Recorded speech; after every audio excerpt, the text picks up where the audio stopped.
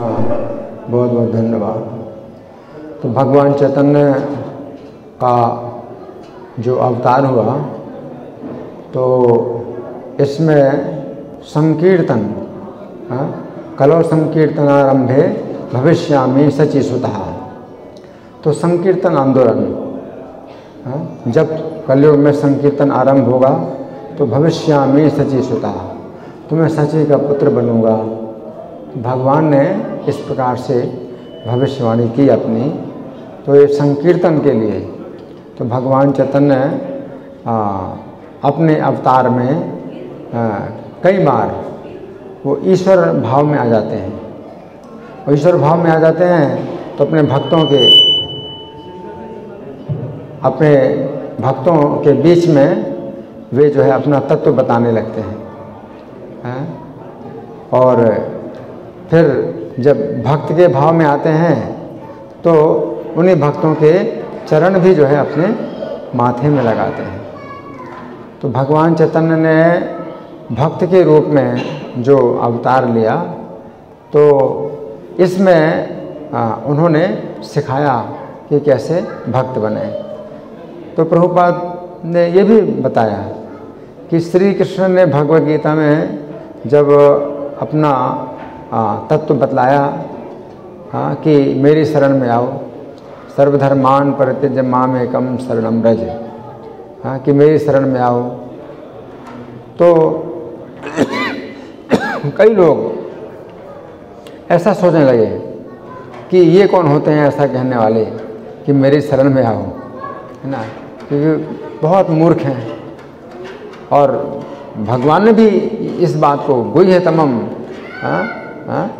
भगवान भी कहते हैं सर्वगुह्यतमम भूया शृणु मे परमम वचः, कि सबसे अधिक जो गुह्यतम यानी जो छिपाने योग्य बात है वो तुम मुझसे सुनो।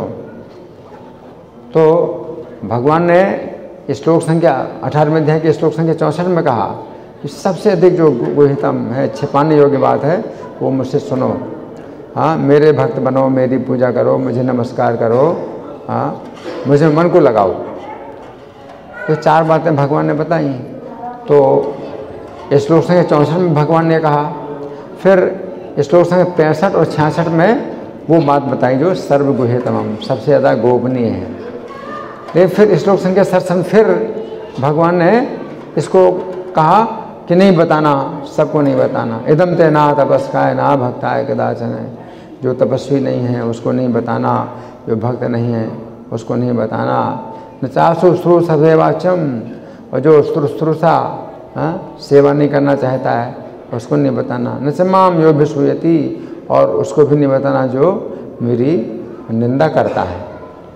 तो इस प्रकार से भगवान ने श्लोक संख्या 64 में भी ये कहा कि सबसे ज़्यादा गुह्यतम है, ये तुमको ही मैं बता रहा हूँ, अर्जुन को ही बता रहा हूँ। तो भगवान के तुमको ही मैं बता रहा हूँ, इष्टोसी में दृढ़मिति, तुम मेरे बहुत इष्ट हो, इसलिए तुम्हारे हित के लिए बता रहा हूँ। और श्लोक संख्या 67 फिर बताया कि इसको नहीं बताना, इसको नहीं बताना, उसको नहीं बताना, ये नहीं बताना, है ना। तो समस्या यही है कि हर कोई जो है इस बात को पचा नहीं पाता है कि श्री कृष्ण कहते हैं मेरे भक्त बनो, मेरी पूजा करो, मुझ में मन लगाओ, मुझे नमस्कार करो। तो लोग पचा नहीं पाते हैं, है ना। कहते हैं कि ये हमें पसंद नहीं है कि कृष्ण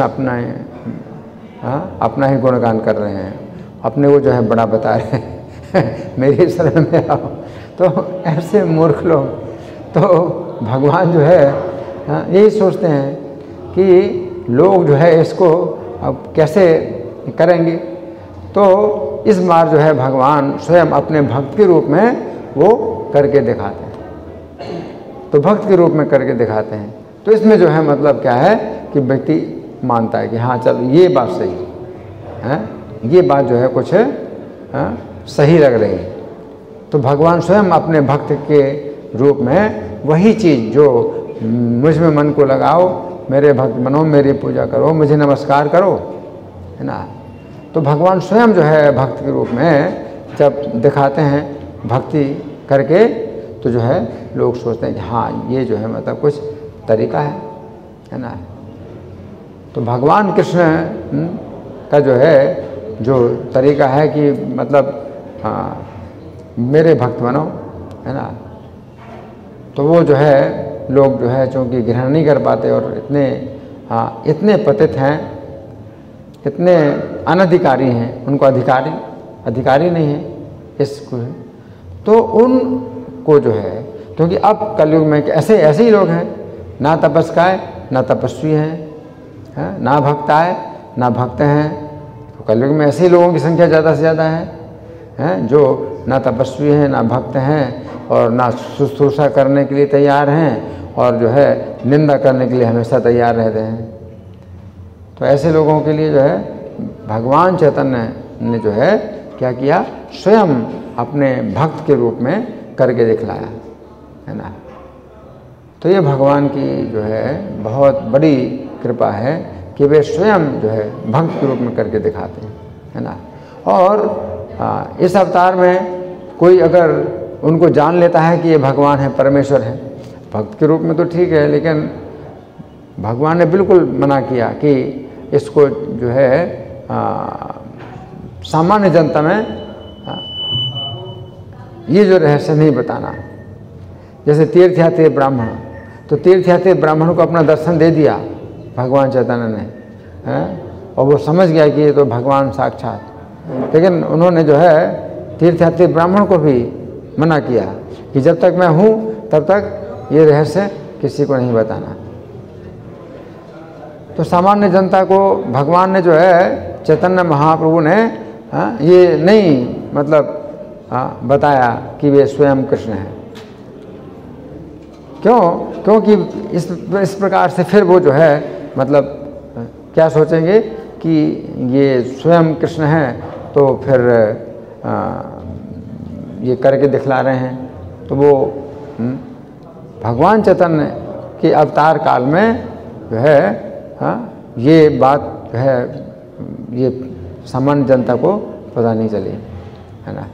और इसका कारण केवल यही था कि भगवान ने अपने को छिपाया, है ना। और भगवान इस प्रकार से अपने को दिखा रहे हैं कि मैं भी तुम्हारी तरह जीव हूँ, है ना। और कोई जो है अगर भगवान बनना चाहता है, तो भगवान चैतन्य जो है अपने को भी जो है भगवान नहीं कहलाना चाहते। कोई अगर उनको भगवान कहे तो अपने कानों को बंद कर लेते हैं, है ना। ये दिखा रहे हैं कि भगवान बनने की कोशिश नहीं करना चाहिए। तो भगवान स्वयं जो है ये दिखा रहे हैं कि जैसे कि वो सामान्य हम लोगों की तरह हैं और हमें जो है भगवान बनने की कोशिश नहीं करना चाहिए और हमें जो है भगवान की शरण लेनी चाहिए। सुनाम मूल मंत्रेण सर्वम ह्लाद्यति विभु सएव मूल मंत्रम जपति हरिरेति कृष्णेति रामेति। तो वो भगवान है, लेकिन अपने को इस प्रकार से उन्होंने छिपाया।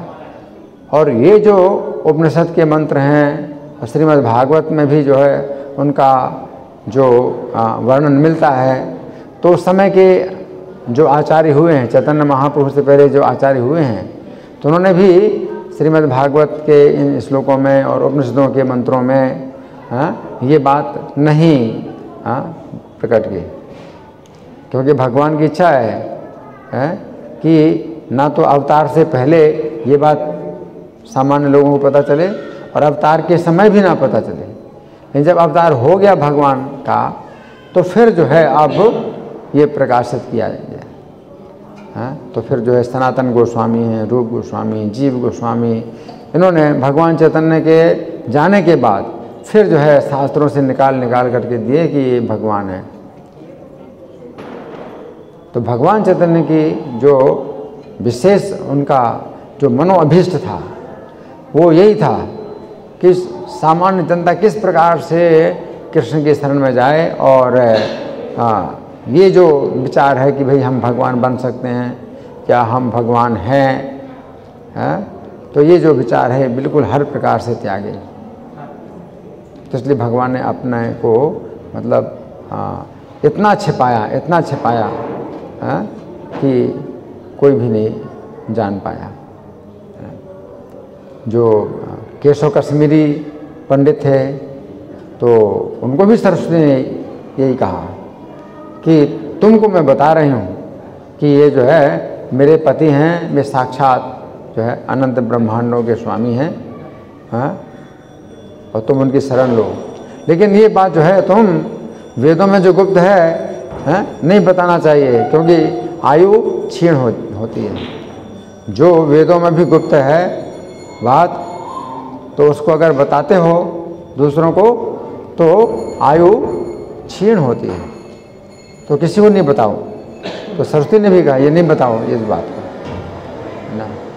तो यही जो है मतलब भगवान चैतन्य के अवतार का जो है प्रयोजन था, कि गीता का जो सबसे चरम उपदेश है, जो कि लोग जो है सुनने के अधिकारी नहीं हैं, उनको जो है इस दिशा में आगे बढ़ाया जाए। तो गीता की जो चरम शिक्षा है, और कलयुग में और कोई दूसरा उपाय नहीं। कलौ भक्तिर प्रसिद्धति, और कोई दूसरा उपाय है ही नहीं उद्धार का। तो भगवान चैतन्य ने गीता की जो चरम शिक्षा है उसका स्वयं जो है पालन करके और ये दिखलाया कि ऐसे करना है ना।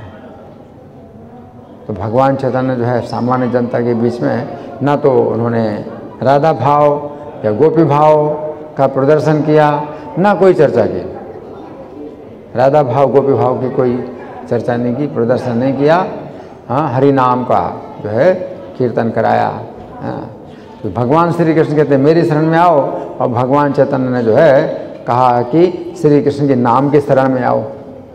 तो एक ही चीज़ है, कृष्ण की शरण में हम नहीं जा सकते, हम इतने पतित हैं कि कृष्ण की शरण नहीं ले सकते।